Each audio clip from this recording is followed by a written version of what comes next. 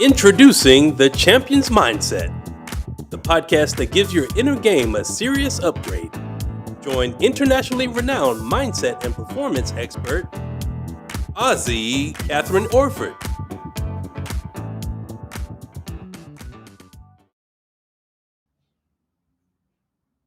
Hi there, and welcome everybody.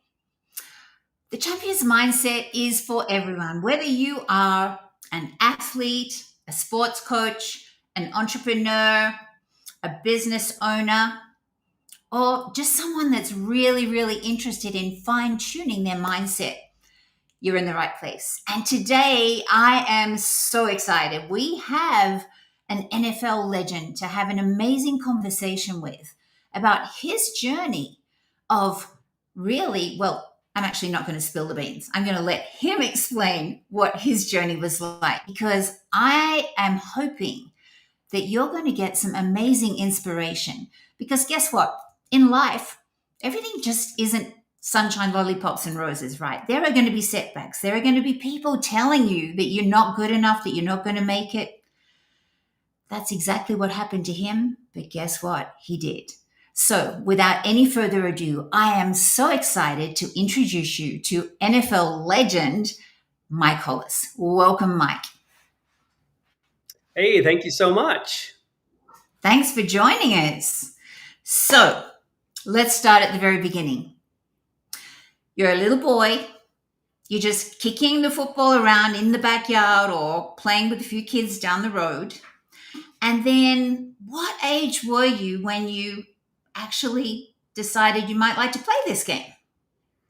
Well, as kids, there's a lot of kids around the neighborhood that I grew up in, and we always played some sort of football. We made up our own rules. It was kind of down and dirty ball. We would just beat each other up and so forth. But I also played organized soccer. So I played soccer on a soccer team, and we were pretty good, like a select team.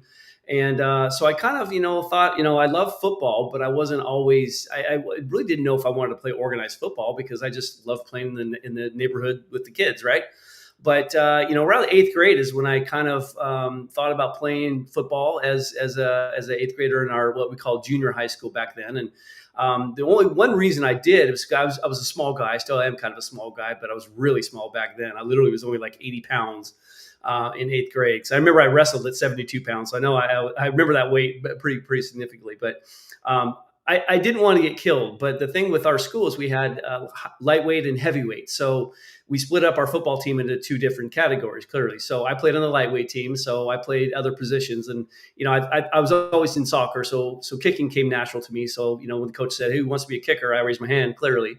But I was a kicker, a punter, and a wide receiver, and a defensive back. And so that was my first really experience with organized football, and I enjoyed it. We were a crummy team. We didn't do very well, but I kicked a 36-yard field goal in eighth grade, and so I thought that was pretty impressive. But that was probably, I think, one of the only points I scored. I might have scored a touchdown too, but yeah, that was my experience in football initially. And then come ninth grade. What happened in ninth grade? Well, in ninth grade, it was considered high school at that time. We were still in the junior high, but it was all for all. It's all the weights, all the guys. I'm like, I don't want to play because I'll get killed. And my assumption was, and this was a terrible assumption, but I didn't know any better. I thought that I had to play other positions. I'm like, well, I can't just be a kicker. I have to do something else. So I don't want to play because I'm going to get killed, and I didn't want to get killed. So I took the ninth grade off. I thought, no, I don't know if I'm ever going to play football, but it was fun. Eighth grade, okay, great. I enjoyed it, but I'll still play around with my buddies. Just pick up football and have some fun. But transferring into the actual high school, going into 10th grade, I had a stepbrother that had graduated a year before, maybe about the time he's graduating, and he asked me if I was going to be a kicker on the team, and I said no. I said I'll get killed. He said I got to play other positions. I don't want to do that. And he said no, we have a kicker on the team that's graduating with me. I mean, what do you mean? You could be a kicker. I'm like, really? And so I tried out, and honestly, I don't know where I would be if he hadn't told me that. I don't know what I'd be doing right now, where I'd be living, what I'd be doing in my life. But I'm glad he told me. And so soccer kind of got the flick. That was the end of soccer? Yeah. Well, I did play soccer throughout high school. So I played 3 years of high school soccer on the varsity team. Again, I wasn't the greatest athlete, but I was just good enough to make varsity team. And then football, I excelled as just a kicker. And I was living the dream, really. I mean, it was just kicker in football, and soccer was fun, except for the running part, which is what soccer is. So after high school, I had a decision to make, because up in the Northwest, I'm from Washington State. We had the soccer and football were at the same time in college, and I wasn't the greatest soccer player anyway. So I thought, well, the decision is really easy. I hate running, so I had no endurance. So I'm like, I love kicking. So clearly, I'm gonna go on to college as a kicker and see what I can do with that. So you went to a community college. Did you I get a scholarship?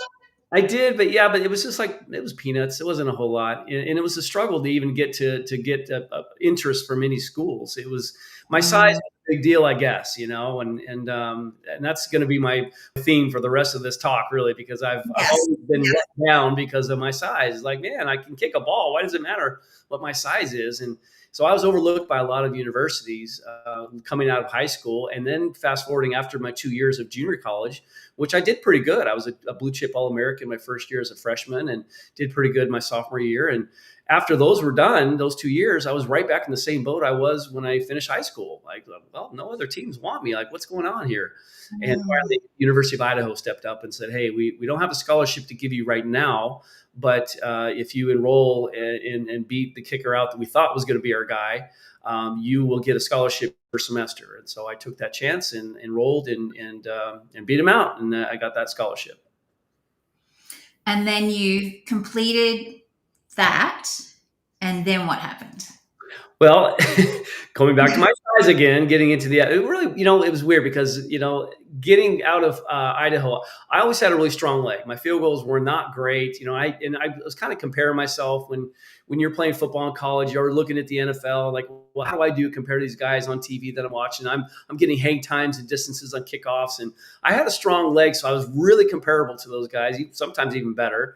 And so I thought, well, I got a good chance, and so I got it. Of course, the draft came and went. I knew I wasn't going to get drafted. I didn't have any leverage. I wasn't that great. Plus, I was at a Division I AA, which is FCS now, that level of school. So I didn't. I knew I wasn't going to get drafted. But when it came time to after the draft, I got a call from my head coach and said, "Hey, the Atlanta Falcons want to fly you in for a workout." I'm like, "Oh my gosh, this is awesome!" So I flew the first time out of the early Washington State, essentially on a plane that far east. I went to Atlanta and worked out with against four other guys, and I didn't do the best. I did okay, but they picked a guy that he clearly deserved an opportunity, and so they flew me back home. And then a few days later, I got a call from the head coach again saying, "Hey, the Chargers want to look at you again next week." And so I was preparing for that and went down to San Diego and got an opportunity to work out against one other guy, and I did better than him, and they liked me. So I thought, okay, great. And the funny story, like I met with the GM after the workout. Bobby Bethard was his name, and he said, "Mike, we really like you. We really want to sign you. We got a problem." I was like, "Okay, what's the problem?" Because we don't have any money, and I'm like, "And well, that's a problem." I didn't care because, hey, I'm just fresh out of college. I want, NFL is like a big deal. But what he was really referring to was the signing bonus. And I was like, oh, I wasn't expecting that anyways. I have no leverage. I mean, I'm honored to even get an opportunity to get an offer to sign a contract. I knew I was going to be a camp guy. John Carney was the kicker there at the time, and he's a legend. So I knew that I was just going to be his camp leg, and kick some balls for him. And I got 3 of the 5 preseason games in, and then they released me, and I went back to school. And then you had somebody that really believed in you.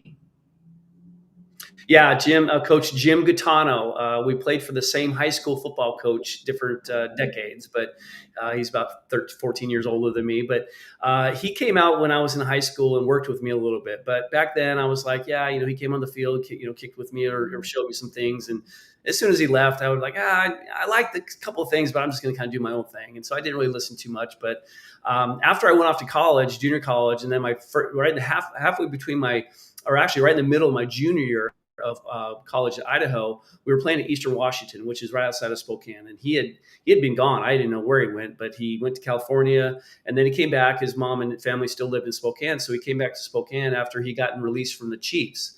the San Diego Chiefs, and he got on that for preseason in 1987. But he I saw him later on, and he at halftime at that game, he started coaching me right then and there, and I hadn't seen the guy in like 3 years. And so from that point on, and literally for my junior, right between my junior and senior years, really where I really took kicking very serious, and especially with Jim and his mentorship and his form and what he taught me, and basically kind of started from scratch. I had, I was on a full ride scholarship, so I had a little bit of risk there, but I took on the risk and learned this technique that he taught me. And I can promise you, I could not have made the NFL without him, not only as my mentor and coach, but also he acted as my agent, because like I said, he had just gotten released from the Chiefs, and he had done all of the calling and talking on his own. He would talk to all the GMs around the league and his own workouts. And so he knew a lot of coaches in the NFL at that time. So he was doing a lot of calling for me because he knew that I had the abilities. And so after Idaho, he, really got on the phone and started calling, teams. And he was the one that was responsible for me going to Jacksonville, because, fast forward after I got released from the Chargers, there's another story about the World League. It was called the World League, NFL Europe, essentially. Bobby Beathard, general manager of the Chargers, and my agent at the time both said, "Hey, don't enroll in school because you're going to get drafted. We're going to enter you in the draft, and you'll go and play Europe somewhere." Well, that draft came and went, and guess what? I guess my size mattered at that point. I was like, I guess I didn't, and I didn't get drafted. So here I am again, like, oh man. So I was let down quite often, but Jaguars essentially, and actually the Chargers wanted me to come back later on. Fast forward, they had asked me to come back, and I had some interest from Jacksonville. And I said, Bobby, talking to Bobby Beathard again, I said, hey, can you give me a few weeks? Jacksonville has an interest. I have a better chance of making that team than I do against John Carney, who had just gone to the Pro Bowl the year that I was there. So he said, sure, and literally, and this is a true story, the Sunday night before the Monday that I was going to call the Chargers back, because the Jaguars were kind of, they thought I was too short. Your form's great, you kick well, but you're too short. And that I kind of gave up. I'm like, well, maybe they changed their mind. But then that's literally the Sunday before the Monday, I was going to call the Chargers and say, hey, I'll come back. The Jaguars called me, and they said, hey, we want Tom Coughlin wants to see you kick in person. We're going to fly you out, and we're going to work you out. So that was really the beginning of my history at Jacksonville. And Jim had a bit of a play in that, didn't he? He kind of convinced them. Yeah, well, yeah, convincingly. He basically told them what he thought. He's like, hey, because I told him that we went to work out one day, and I said I got from my agent that day after the Jaguars had told me I was too short. And I had said, I told Jim at the workout when we were working out, I said, hey, got a call from my agent. He said the Jaguars closed the door on us because they thought I was too short. And he was furious. He was so mad. And this was before, cell phones, of course. So after we got done working out, he went to the nearest payphone, called up the Jaguars, and just let them have it. You guys don't know what you're talking about. He had nothing to at that point. He's like, y'all have nothing you have no idea what you're talking about. Mike kicks like he's 6'2". Why would it matter his size? And basically talked him into working me out. I had work out in the middle of Washington at one point as well. But then even after that great work I had with a scout in Central Washington, they still weren't convinced. That goes back to that story about the time I was going to tell the Chargers I was going to come back, and then the Jaguars called and said, "Hey, we want to work out again. Tom Coughlin wants to see you. He just doesn't believe that you can kick the way that we're telling him that you can." So I proved him wrong. And in 1997, when I did some research on you, I found out on Wikipedia you were the most accurate kicker in the history of NFL at that time. At that time. And you're being told, no, you're not good enough. You're too short. You don't have the physique. You don't I hope everyone that is listening to this is getting the lesson. Like, you were told so many times, Mike, no, you're too short. You don't have the build. You don't have all these different things going for you. And then yet you prove them all wrong, and you become the most accurate kicker. You know what? I had the champion's mindset is what I had. Yes, exactly. And you did not for an answer. You did not listen to your critics. You just did not. You blocked out all that noise. Absolutely. And that is the most crucial skill to have. So I hope everyone listening is really taking this in. It's like when people tell you you can't do something, honestly, just say, just watch me. That's something my dad taught me. My dad, I think I shared with you, Mike, was a former Australian cycling champion, and he taught me that. Because I got told, as I shared with you, I got told I'd never make it as a dancer. And I did give up on my dream. But thankfully, and the same thing that happened to you, I believe we all need that one person other than our parent that believes in us, that really deeply believes in us and lifts us up and says, I believe you can do this. It was Jim for you. It was Unibillings TV School of Dance in Hammersmith, London, that really believed in me when I was told too old, too tall, flat feet, turning hips, forget it. So for those of you that are listening, and bless you listening, and we have, at one stage, we had 1.1K listeners. We've got 1,000 people listening right now. There are so many doubters out there that are going to tell you that you're not good enough, that you're not built for this, that you basically, you might as well forget it. Please just block out all of that noise, because if you've got a dream in your heart, I remember thinking when I was told, all of those things when I was 16 and decided I wanted to be a dancer, it's like, what do you mean I can't? I know I've got a dancer inside. And you probably thought the same thing to yourself. It's like, what do you mean I can't play NFL? I know I'm short, but I'm a damn good kicker. And Jim taught you something, I think you called it the system versus the result. Yeah? Talk to me about that. Yeah, that's something that I kind of, it wasn't like he just came out and said, hey, this is what we're going to do, and this is how you're going to think about kicking from this day forward, from now on. I kind of more or less thought about it myself. I slowly kind of reverted, and I kind of knew at one point that, I coach kicking now, so I'm teaching my kickers this kind of the mental way. It's a different way of thinking about kicking, because we always, and again, I'm taking a lot of the verbiage I'm telling you now today is come straight from Jim, because he coaches with me as well. So he and I coach in Jacksonville, and he's been with me for a very long time. Known the guy for years, and he always refers to kickers being result driven, meaning they're always focused on the result. Yes, we understand that when you kick a football, you got to make the kick, right? It's good. The football has to go through the uprights, across and above the crossbar and far enough, right? Well, clearly we know that, but what most kickers think is they focus too much on that, and they end up just athletically just kind of steering the football. And Jim, what he taught me about this system was basically the form. He taught me this form, and I realized after a while it seemed very mechanical, and I was never used to anything mechanical. I was just athletically steering the ball, and I was good enough to even get the scholarship at Idaho. But when Jim got with me and we got really down and dirty with this form, things changed. I actually became a much better kicker field goal wise. Kickoffs became more consistent, about the same distance. So I always had that strong leg, but the system is what I remember. And now I teach, of course, but the system is what I relied on.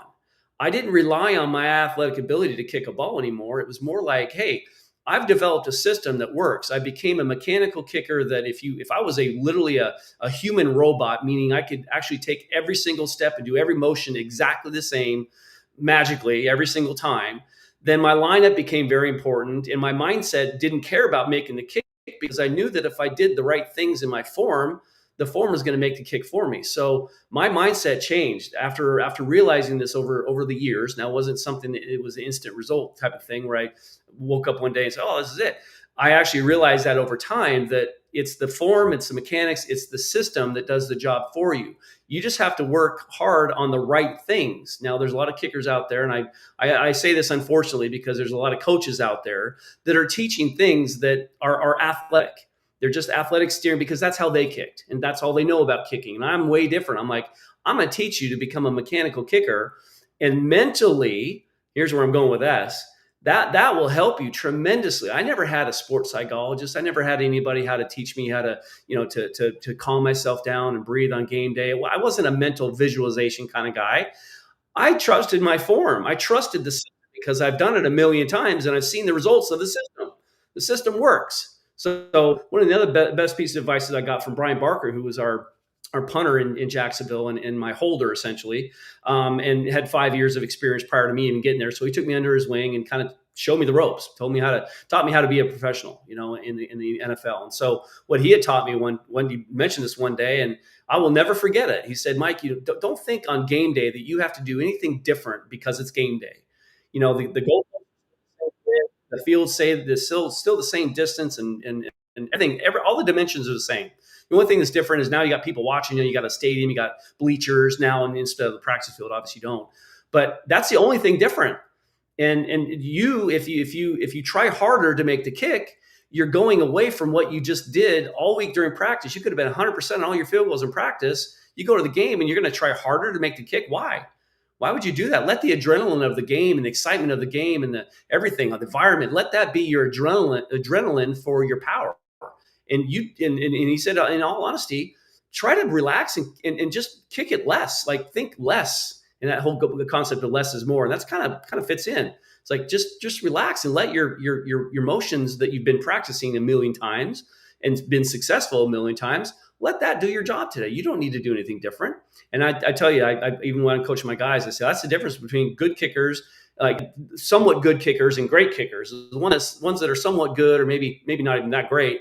The ones that fail in situations like that are the ones that try harder. They second guess themselves. They think they got to do something different on this one kick because it matters. And when it comes down to the game-winning field goal, people ask me, like, why? How do you deal with the pressure? And I'm like, this is going to be very strange for you to hear, and I apologize. And you're going to call me crazy. But my mindset was that I didn't care where the ball went.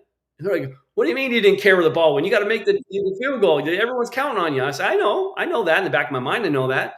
But my focus, my main priority was do my form, trust my form, because I know the form will do the work for me. I trust it. Okay. And so why would I have to care about where the ball goes if I know my form's going to do that for me? Don't practice till you don't get it wrong. Practice till you can't. Sorry, don't practice till you get it right. Practice till you can't get it wrong. Right. Yeah. Yep. So you played from 1990. 95. 1994, 95 through to 2003, and then you had an injury. You hurt your back, and you decided to retire after trying to come back and do all sorts of things. And then that led you on a completely different journey, didn't it? Yeah. I had multiple I had 4 back surgeries during my career. So it was kind of a sporadic, like it was like a continuation of things I did as a child, as a kid. I was a snow skier and did some stupid stuff on the mountain, jumping big jumps and stuff. But so my injuries were my back was injured, and it was kind of hard after my second, and then third and fourth came back to back. And that was when my last year when I was with the Giants. And I just I realized that I needed to be prepared for my retirement, and I just chose to retire. I wanted to make sure that I wasn't going to keep continuing to injure my back and then have long-term life effects from it. So I decided to retire. And there was a period of time when when I retired, the last thing I want to do was work out, because I've been doing this for the last 10 years. I'm like, man, I don't want to see a gym for a while. And what happened to me is as I got a little out of shape, I got a little complacent. I didn't eat well, and I put on some LBs. I got a little heavy, and at the same time, my back started hurting. And so I'm like, oh, this is good. So now I'm like, okay, well, then I got to thinking, well, maybe I should start working out again. So I start working out again, and my back hurt even worse. I'm like, oh my gosh, what's happening with my back? And so I had to really be careful with what I was doing. And I put some thought into this, and of course what I was eating, and I changed my diet a little bit, and took supplements, but I don't really know if they worked. I honestly didn't really feel if they worked or not back in the day. But getting back into shape, I just realized I had to get over that hump. And so once I got over that hump and got into shape and started to lose the weight, started to get a little stronger, because at the period of time when you're fat and out of shape, getting back into shape, you actually take a few steps backwards. It's just like really anything in life when you're trying to start over. You step back before you step forward. And that was me. And so I realized that. I'm like, okay, I got to be smart about this. Got real good at working out and staying in shape and eating better. And my back started feeling better. So I'm like, okay, there's a pattern there. And then, fast forward a while, and I'm still trying to eat well. And then I went through the divorce, and I got food was my go-to at the time. That was my happy place. So I started eating, and I stopped working out. And guess what? Same boat. I was right back in it again. I'm like, man, duh.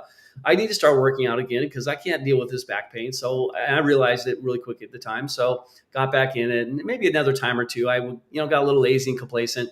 And finally, one day, I'm like, I was approaching almost 200 pounds the last time I was getting heavy. That was probably like the second or third time I was a little bit overweight. That was almost I'm like 5'8" on a good day, and I was almost 200 pounds. And I was huffing and puffing. Tying my shoes. I'm like, this is not good. So the internet legend that it's huffing and puffing. Just tying my shoes, yes. So I thought, okay, I got to get my head on straight. And so I really got really serious about understanding nutrition and getting it back in the weight room. I started boxing. I've been doing boxing, title boxing of Jacksonville. I've been doing that for 12 years now, ever since pretty much almost the time that they opened. That was maybe a few months after they'd opened. And so I've been doing boxing. Now I'm doing F45 workouts. So I'm doing all kinds of working out, and I'm feeling great. My back feels amazing, but I got to tell you about the supplements. So I, of course, I got to understand supplementation and phytonutrients and kind of learn a little bit about that. And then this company called 3 International came around, and this was just 2 years ago. And I had been taking supplements here and there. I wasn't really that serious about the supplements because honestly, I didn't feel them. And then my justification for that was, well, maybe I just feel good. I'm already kind of in shape. I'm kind of healthy. I'm eating okay. Maybe it's just that. And maybe the supplements, I don't even know if I feel, maybe I'll just keep taking them because I guess they're doing something good for me. But little did I know, and I've learned a lot ever since being with 3, that the absorption, the bioavailability in supplements on the marketplace is horrible. So like 10 to 15%, that's all. And then molecules come in different shapes, sizes, and characteristics. So you need a little help for these molecules to get absorbed into the body. And so that's where 3 fits in. So I was introduced to 3 when the company was only a month old. And they specialize in 12 different cellular absorption delivery technologies. And so our bioavailability is amazing. Plus the quality of the nutrients are all plant-based, all natural. I'm just like, wow. And by the way, this whole time, I'm telling you, my back feels great. I feel great. I had to take Advil because there were days that my back was killing me, especially during the time I was playing. So I was eating Advil like it was candy. I was 35 plus years of taking a lot of Advil. And I knew that wasn't good for my body. And I hated taking it, but there were days I had to take it. And coaching and being on my feet and demonstrating, at the age of 50, 53 now, almost I'll be 53 in a week, I'm constantly having to take Advil. Well, the day I got all the products from this new company, 3 International, I started taking their products from day one, and I haven't missed a day. It's been over 2 years now. There's 6 proactive wellness products. When you take them all together as one, and they're created kind of a system. The inflammation has gone away. I feel some aches and pain there, but those are just things that won't ever go away. My knee, my shoulder, and a couple things. But I'm telling you, overall, in general, I feel better than I did when I was taking a bunch of that chemically driven, Advil. So I'm very, very confident and comfortable with these proactive wellness products I'm taking now, and I couldn't be happier. And you've become a health and wellness coach, right? I'm in the process of becoming a health and wellness coach. Yes, I'm studying for that and learning a lot more than I have in the past, and learning about phytonutrients and why nutrition is so important. And I can tell you, the foods that we eat in the world today. Now, I'd say more like the United States, because the United States is got their attitude towards food is whatever makes money. They don't care about health, and there's no money in healthy people. By the way, ask Big Pharma. Go to Big Pharma and say, Pfizer's been around for 175 plus years, something like that, right? Well, how many diseases have cured? None, 0.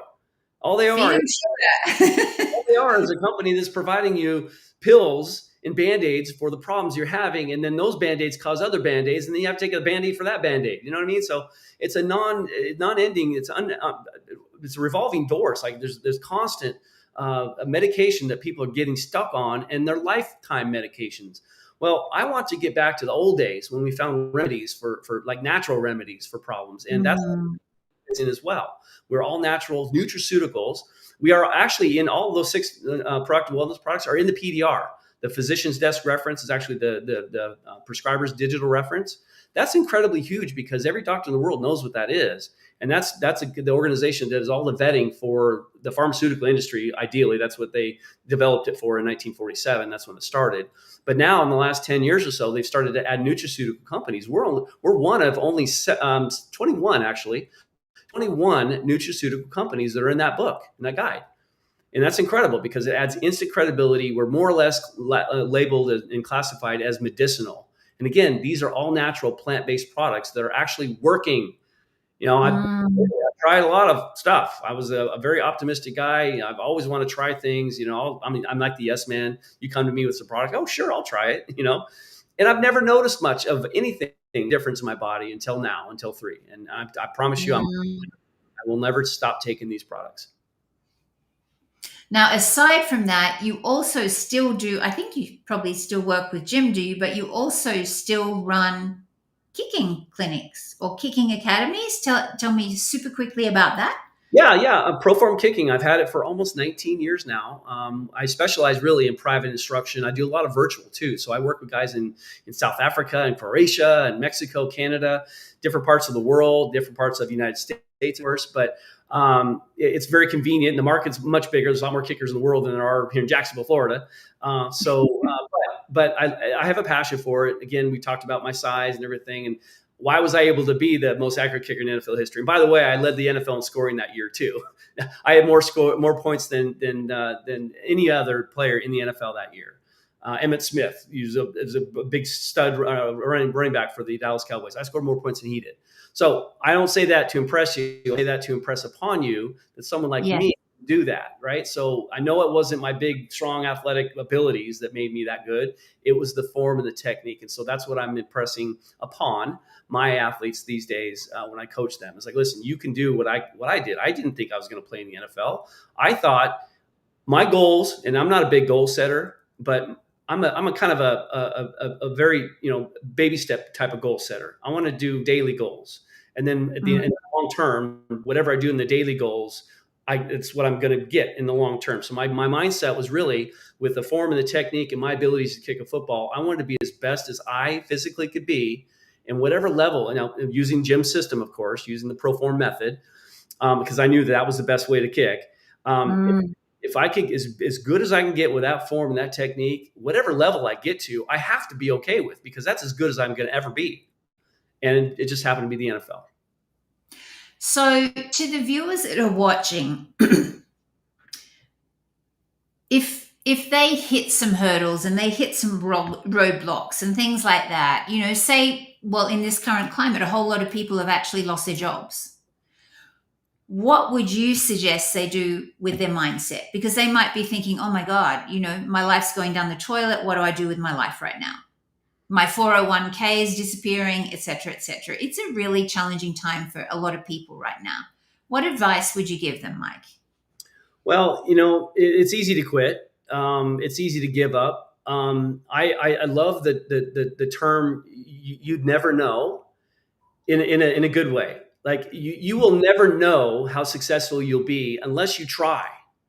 The regret is another thing too. Is you don't want to regret not trying, because you never know how good. I never knew I could play in the NFL, but look what I did, right? Being optimistic, being passionate, that's another huge deal. You got to have that passion somewhere. And that's a big driving force. When you find that passion for something, it really is hard to quit. And especially if you're good at whatever that passion is. If you love the passion and you're really skilled at it and you enjoy doing it, it's really tough to quit, no matter what, how many setbacks you had. I had a ton of setbacks. I've clearly named a bunch of them already. And there's probably a lot more than I didn't even mention. I don't want to abuse the time here. So I could go on forever. But my point is, I was let down a lot, but I knew how good I was. I knew my abilities. I knew within myself that I was capable of doing things that many people clearly didn't believe that I could. And proving people wrong is fun. I can promise you that. Looking back and I know that they're kicking themselves like, man, I should have picked up that guy back when I had a chance, whatever. But that's not a spiteful way. That's just me. It's just a way of saying, I told you so type of thing. Well, you didn't believe in me. Look at me now. And I'm not saying I don't want to give the impression I want to prove people wrong. I just want to prove myself right. I want to prove to myself that I can do these things. And again, you'll never know unless you keep persistent with it, especially if there's anyone out there that has maybe a specific goal they want to get. Well, it might take longer than you really anticipated, but it's still a goal. You still want to get to that goal. Don't give up because it's taking longer and it's harder or whatever. And being in the NFL, I promise you, especially with the back injuries I had, it's mentally and physically very, very difficult. that honestly was one of the reasons, because of the fact that, my back was the way it was. I wanted to be healthier, healthy after retiring. But it was very, very difficult to maintain that. And I give kudos to the guys that played in the NFL for 20 years, or more. It's very, very difficult to do. But those are the guys that have that really strong mindset that they don't care what people think, and they're taking care of their bodies, and they're doing the right things, and knowledge and knowing. There's a lot of answers to your question, to be honest with you. But the bottom line is, it's easy to give up, and just keep working hard on what you enjoy, what you love, what that passion is, what you have with, and it's really comes down to how bad you want it. That's kind of the passion part of it as well. So you want it bad enough, you're going to work hard to achieve it, and don't listen to people because they don't know. They're not paying your bills. They don't know anything about you. And so if you're listening to people that have an opinion about you and they're way off, that's just air. That's all it is. I think also, for those of you that are watching for the first time that don't know my story, I was suicidal 35 years ago, and to think, and my inner critic was chastising me and telling me I was so pathetic I couldn't organize my own suicide properly. And to think of the things that have happened since then, I believe that there's always a bigger plan afoot. And so if you have been, if you've lost your job, if you're losing some of your 401k or whatever, really just trust that there is a bigger plan about to unfold for you. If I'd have known back then, I was living in Australia, it was over a guy that dumped me, etc. I've written 7 books since then. One became #1 in 5 categories on Amazon. I've met Oprah. I've been interviewed on every major TV network. I didn't know I'd be living in the US. Like, so many things have happened that were incredible in my life, and I thought my life was going down the toilet. So if this is you, if you're thinking, oh my God, where am I going in my life? Believe me, I say that my biggest nightmare was really my biggest gift in disguise. And it doesn't feel like it at the time, I know. And as you've mentioned as well, sometimes in order to start a new life, there are 3 steps forward, 3 steps back, 1 step forward.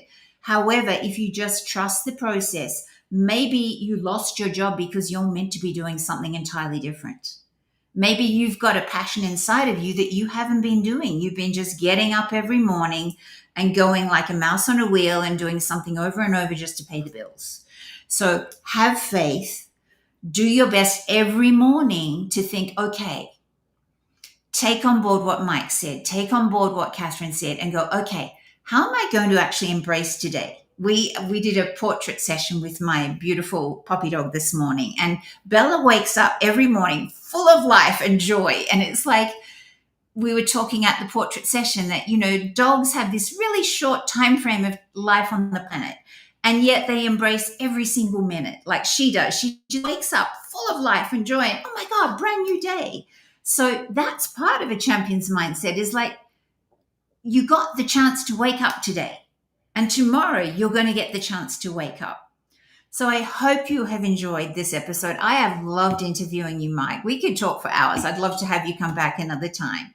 So if people would like to know more about your kicking academy and working with you on some capacity, and also about this 3 International, because this is really fascinating stuff, to get off all the Advils and all of the pain medications and start really putting plant-based things that are good for your body, where can they go?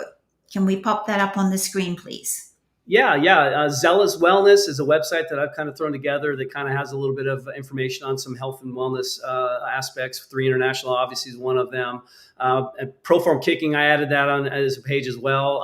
But proformkicking.com is the website to go to for kicking services. And again, I've been around almost 19 years, been doing this a long time. And that's a passion of mine. Obviously health and wellness is as well, but I enjoy it all. I really do. And one thing I want to mention too, with regards to you just said, as far as every day, thinking about what you're doing every day, I've always had that mindset too, is like, you want to do the best you can every single day under the circumstances that you're given. And if you can honestly look at yourself in the face and say, you truly gave it your best, no matter what the result was, then you've actually succeeded in what you had mindset for that day. We all have circumstances we're given, and it's how you deal with them. right? So I wanted to throw that in there because you reminded me of that when you mentioned that. Yeah, awesome. And I always say I want to be a better version of myself tomorrow than I was today. Yeah, it's awesome. Thank you so much, Mike. Thank you so much. Thank you to all of our viewers, 1.1K of you that all joined. That is amazing. Thanks so much. See you next week. Thanks for watching The Champion's Mindset with Kathryn Orford. Don't forget to like, comment, and subscribe. See you next week.